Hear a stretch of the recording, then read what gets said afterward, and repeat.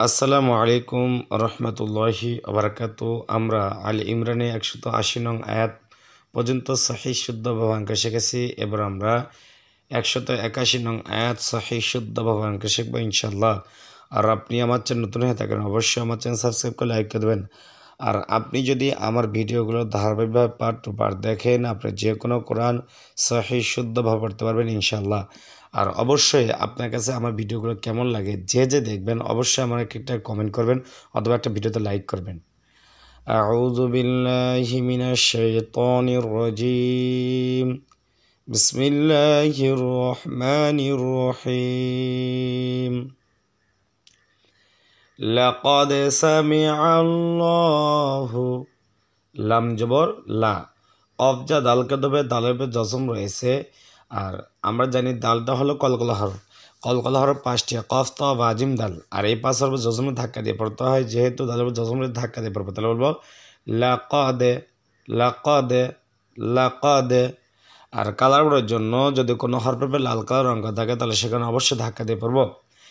লাকাদে, scene জবর সা, মিম জের মি, সামি, আইন যা লামকে দেবে, আইন লাম জবর আল, সামি আল, সামি আল। লামের পরে তাসদিদ। আমার জানি তাসদিদ হলো 2 বার উচ্চারণ করতে হয়, প্রথমবার ডান দিক হাতের সঙ্গে, দ্বিতীয়বার নিজ হাতের সঙ্গে। আরেকটা জিনিস মনে রাখবেন, সামি আল্লাহ, এখানে ল পড়তে হবে, এটা কথা বললাম। ল কেন পড়তে হবে? এই যে আল্লাহ শব্দ, আল্লাহ শব্দের যদি জবর থাকে অথবা পেশ থাকে তাহলে আল্লাহ শব্দ লামটাকে মোটা করে পড়তে হবে, লা না পরে পড়তে হবে ল। তাহলে আমরা বলবো সামি আল্লাহ, হা পেশ হু, সামি আল্লাহু। লামের পর খাওয়া যাবে একালির টান। লাকাদ সামি আল্লাহু, অফ যা ওয়াওকে দেবে কফ হজর কও, জজমুল্লাহ হরফ ডান দিকে হকের সঙ্গে একত্রে একবার মিলে পড়তে হয়। কও, লাম লম জল্লাল কও লাল, লাম জল্লা কও লাল্লা, তার সাথে হরফ 2 বার। জালিয়াজের জি, জাল নরম হবে জিব্বার আগা থেকে। আর জেরের বাম পাশে যেহেতু জজমুল্লাহ ইয়া রয়েছে তাহলে আমরা এখানে এক টেনে পড়বো, মাদে তবা আই। কওলাল্লাযী, নুন জবর না, কওলাল্লাযীনা। অফলের জোর ক, জবরের বাম পাশে খালি লিফ একালিফ টান। লাম পেশলু, মাদ্দে মুনফাসিল 3 আলিফ টান। যদি কোনো হরফের চিকন চিহ্ন বামে লম্বা হামজা থাকে তাহলে সেখানে 3 আলিফ টেনে পড়বো, তাহলে বলবো কলু, কওলাল্লাযীনা কলু। হামজা নুনজের ইন, নুনে তাসদীদ গুণা করা ওয়াজিব। এই যে নুনে তাসদীদ গুণা করা ওয়াজিব, অথবা তাসদীদ আর নুনের কমলা কালার রঙ থাকলে সেখানে অবশ্যই গুণার পড়তে হবে কালার পড়ার জন্য। তাহলে বলবো ইন, নুন লাম জবর নাল, ইন নাল। লাম খারা জবর ল, আল্লাহ সাথে ডানে জবর থাকলে আল্লাহ সাথে লামটাকে মোটা করে পড়তে হবে। ইন আল্লাহ, হা জবর হা, ইন আল্লাহ,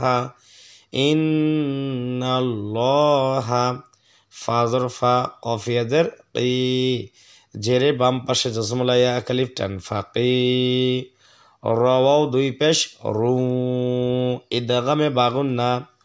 অটা হলো ঈদগামে বাগুন না হরফ, ঈদগামে বাগুন হরফ 4টি, ইয়া মিম ওয়াও নুন। এই 4 হরফে কোনো একটা হরফ যদি তানমিনে পরে আসে অথবা নুন সাকিনে পরে আসে সেক্ষেত্রে তানমিনটা এবং যে হরফটা থাকবে সে হরফটা এই 2টা হরফকে আমরা একত্রিত মিলে গুণা করবো। যেমন রওয়াও 2 পেশ রু। আর কালার পড়ার জন্য তানমিনের পরে যদি কোনো একটা হরফ থাকে সেই হরফের সবুজ কালার অঙ্ক থাকে তাহলে আমরা অবশ্যই তানমিনের সাথে মিলিয়ে গুণা করবো। ফাকিরু, তাহলে আমার সাথে বলেন লাকাদ সামিআল্লাহু কওলাল লাযীনা ক্বালু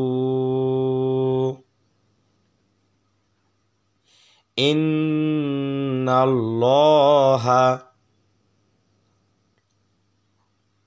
ফাকিরু।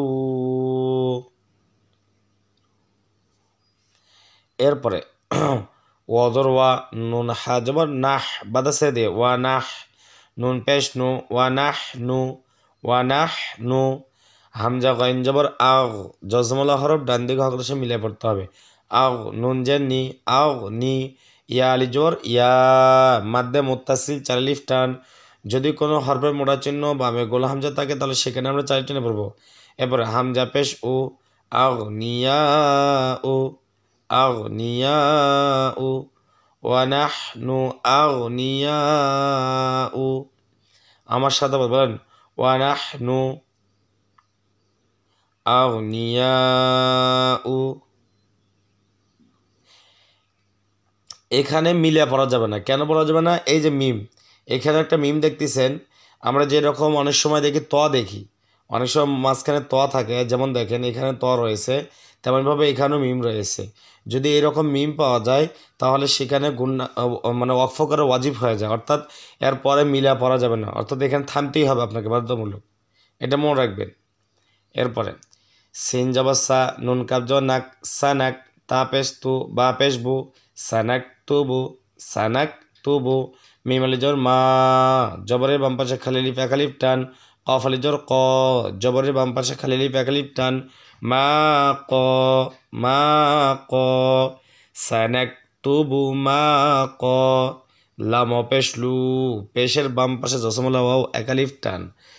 সানাকতুবু মা ক্বালু, ওয়াও জবর ওয়া, কফ জা তাকে দেবে, কফ তা জবর কত, ওয়া কত, লাম জবর লা, ওয়া কত লা। হা পেশ হু, ওয়া কত লাহু, ওয়া কত লাহু। মিম জা লাম কে দেবে জসমুল্লাহ হরফ, মিম লাম পেশ মুল, ওয়া কত লাহু মুল, ওয়া কত লাহু মুল। হামজা নুন জবর আম, ইকলাব। হামজা নুন জবর আন হয়, আন না পর বলবো আম, অর্থাৎ হামজা মিম জবর আম পড়বো। কেন পড়বো? এই যে নুন সাকিন, নুনের সাকিন রয়েছে নাম নুন সাকিন। নুন সাকিনের পরে বা থাকলে নুন সাকিনটাকে ছোট্টটি মিম দ্বারা পরিবর্তন করতে হয়, আমি ইকলাব। কি বললাম? নুন সাকিনের পর বা থাকলে নুন সাকিনটাকে ছোট্টটি মিম দ্বারা পরিবর্তন করতে হবে। তাহলে বলতে হবে হামজা মিম জবর আম, এইভাবে উচ্চারণ করতে হবে।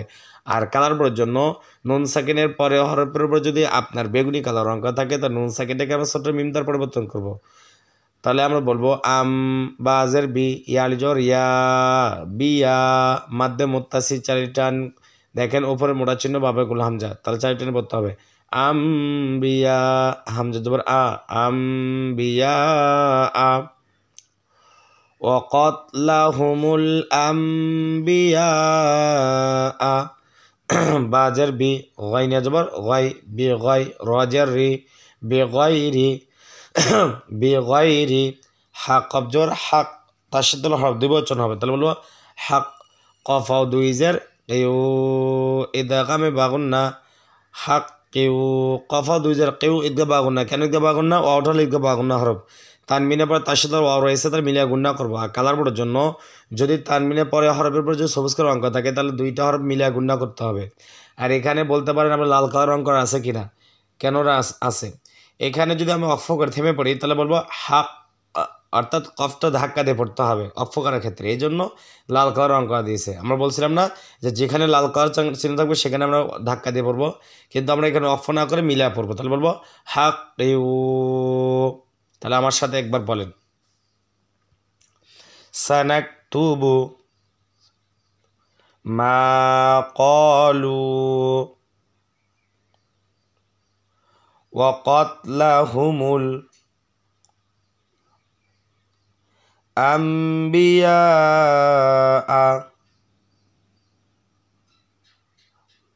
বিগাইরি হাক্কিউ।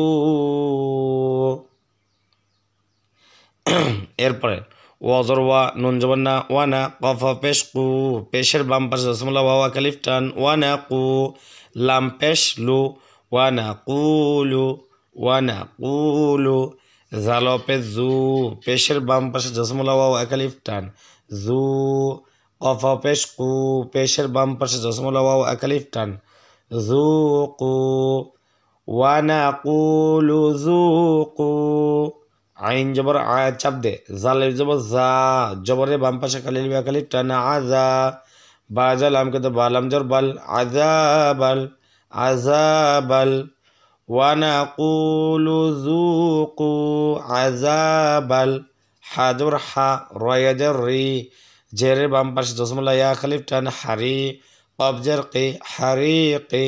এখন তো অফ করে থেমে পড়ি, কফে সাকিন দেব, রকে আমরা 3 টেনে পড়বো। আর যেহেতু কফটা কলকলা হরফ মানে কলকলা 5টি, কফ তো বাজিম দালে এপাশ হরফ জজম দিয়ে ধাক্কা দিয়ে পড়তে হয়। যেহেতু কফের মনে মনে সাকিন দিতেছি, তাহলে অবশ্যই ধাক্কা দিয়ে পড়তে হবে। বলতে হবে হারিক, আযাবাল হারিক। তাহলে আমার সাথে বলেন ওয়ানাকুলু যুকু আযাবাল হারিক। তাহলে আপনি বুঝতে পারলেন কীভাবে পড়তে হবে। যদি আপনাদের কাছে ভিডিওটি ভালো লেগে থাকে তাহলে অবশ্যই সাবস্ক্রাইব করে লাইক করে দেবেন আর কমেন্ট করতে ভুলবেন না।